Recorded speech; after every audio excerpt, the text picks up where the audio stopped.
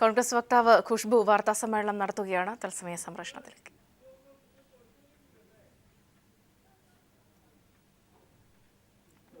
Kapda, I mean, it's for everybody to see what kind of kapda our Prime Minister Narendra Modi wears.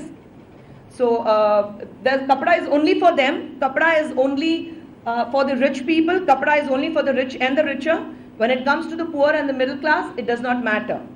And when it comes to makan, the only dream every middle class person has today is of having a roof above their heads.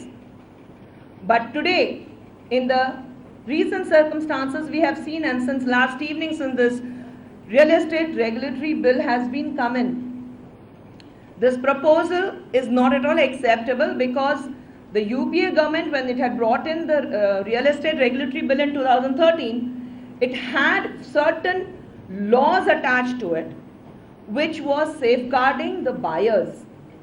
Unfortunately, those laws are to be given away.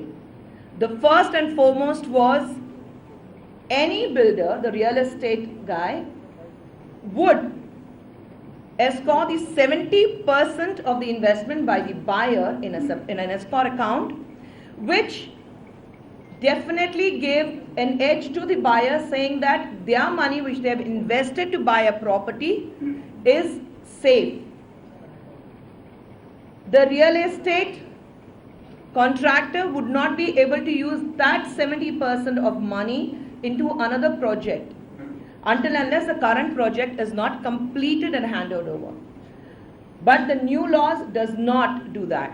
It brings down from 70% to 50%, where the NDA government, Prime Minister Narendra Modi says that 50% is enough to curtail it.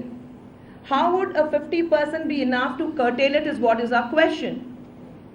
It also takes away the legalities when the real estate owners, the builders and the secretaries, they have been taken away from the penal code. We had a section which we could crucify them and say that they have to be penalized.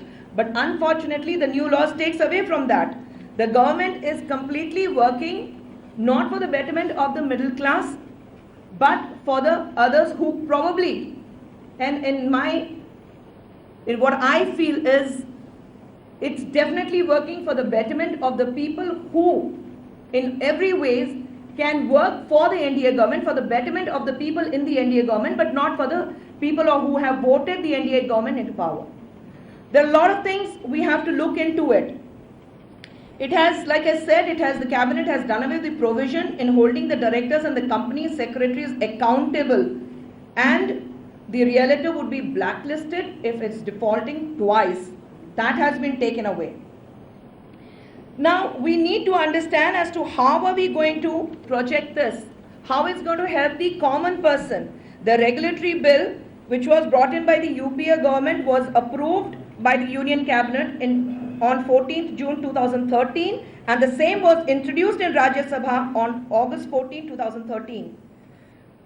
The legislation was pioneering initiative to protect the interest of home buyers, to promote a fair play in real estate transactions, and to ensure timely execution of the projects.